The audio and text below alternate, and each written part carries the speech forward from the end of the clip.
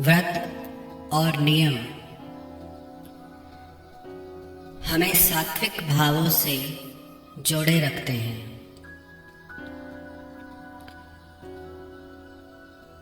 भगवान के लिए जब हम कोई नियम करते हैं तो उससे भगवान के साथ एक संबंध जुड़ जाता है अपनत्व का। जैसे भक्त अपने लिए भूख प्यास का अनुभव करता है,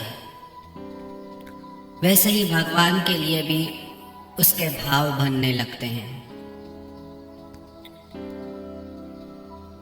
लोग कहते हैं कि क्या भूखे रहने से भगवान का व्रत होता है? व्रत का अर्थ होता है संकल्प, एक नियम, एक प्रण। जो भी भक्ति मार्ग पे आगे बढ़ना चाहते हैं वो बिना किसी नियम को धारण करके आगे नहीं बढ़ सकते।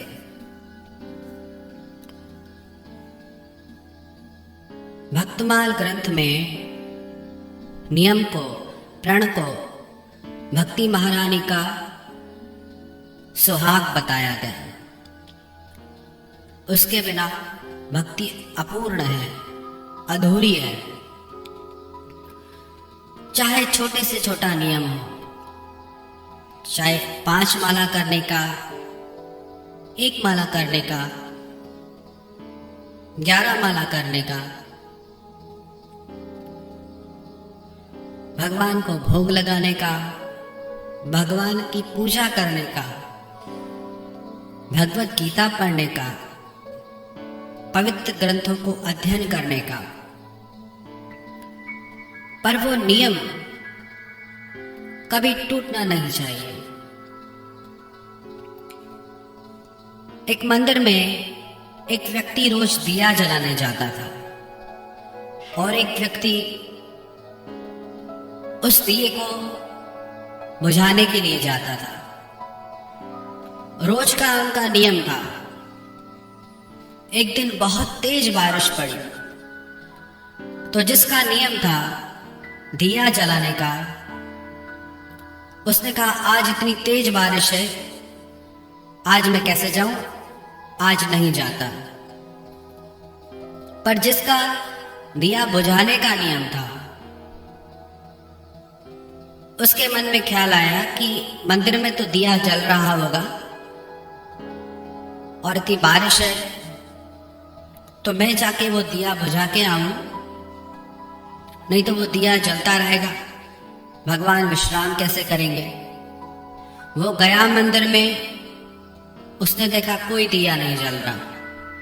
उसने दिया जलाया, कुछ देर के बाद उसे बुझाया तो वहां पे भगवान प्रसन्न होकर प्रकट हो गए।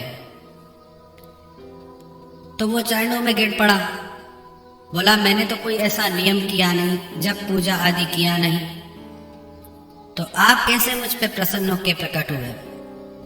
भगवान बोले तूने अपना नियम नहीं छोड़ा। जो तेरा नियम था चाहे दिया बुझाने का, पर ऐसी बारिश में भी तू यहां पे आया और अपने नियम को पूरा किया। हमारी भक्ति में प्रगति क्यों नहीं होती? क्योंकि हमारे नियम टूट टूट जाते हैं। जरा से मेहमान आए घर में तो पूजा पाठ सब छूट जाता है। जरा कोई आयोजन फंक्शन हुआ फिर हमारे नियम टूट जाते हैं और सब चीजें वैसे की वैसे रहती है, हमारा खाना, हमारा सोना, हमारा पीना। पर भगवान के प्रति जो नियम हैं वो टूट जाते हैं, जो संकल्प हैं वो टिकते नहीं। इसीलिए हम वहीं के वहीं घूमते रहते हैं, आगे नहीं बढ़ पाते। वैष्णव तंत्र नामक ग्रंथ में शरणागति के जो लक्षण दिए हैं उसमें पहला ही लक्षण है आनुकूलस्य संकल्पः। अर्थात जिन जिन क्रियाओं से भक्त और भगवान प्रसन्न होते हैं, उन सभी कार्यों को करने का संकल्प। एकादशी, पूर्णिमा आदि के जो व्रत हैं, उसको रखने से भगवान प्रसन्न होते हैं। तो भगवान उन व्रतों से अगर प्रसन्न होते हैं, तो भगवान की प्रसन्नता के लिए वो व्रत हम करेंगे। व्रत का एक अर्थ और भी होता है, भगवान के नजदीक रहना, उपवास, उनके निकट रहना। तो नियम का, संकल्प का, व्रत का एक अर्थ ये भी है कि भगवान के अधिक से अधिक नजदीक रहना, यानी कि अधिक से अधिक समय भगवान के साथ, भगवान के भक्तों के साथ, भगवान की चर्चा सुनते हुए, उनका कीर्तन करते हुए, उनका स्मरण करते हुए गुजरे। इसलिए भक्त लोग एकादशी आदि व्रतों में भगवान का कीर्तन करते हैं, रात्रि जागरण करते हैं। सिर्फ भूखा रहना व्रत का अर्थ नहीं है।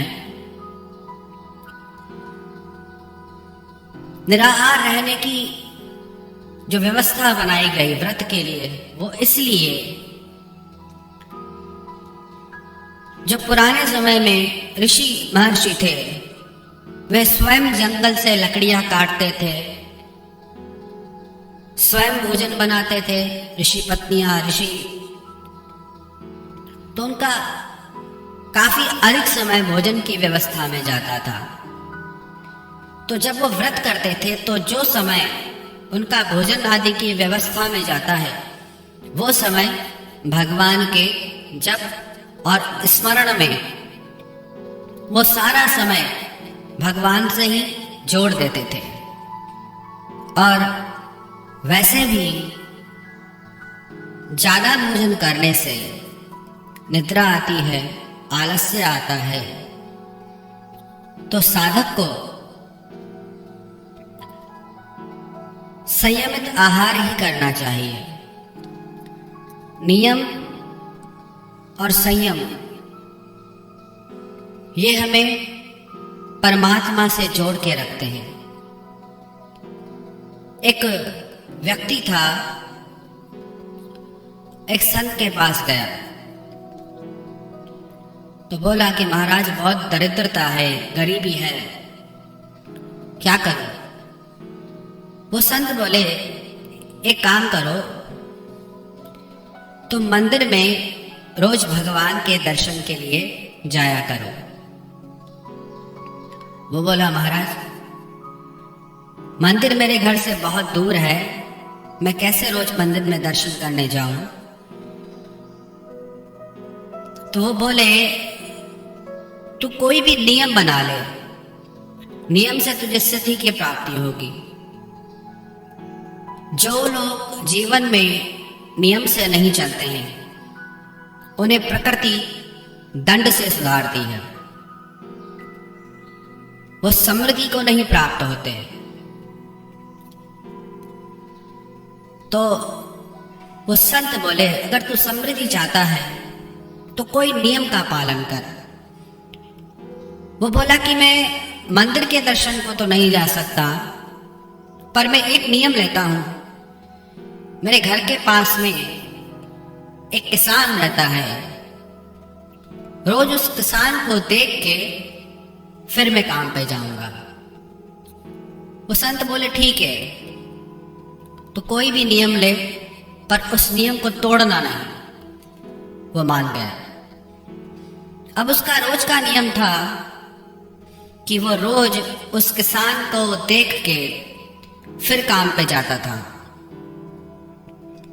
एक दिन वो किसान के घर पे गया तो वहां था नहीं। वो उसको ढूंढने के लिए उस किसान के खेत पे आया, और उस दिन वो किसान अपने खेत में खुदाई कर रहा था।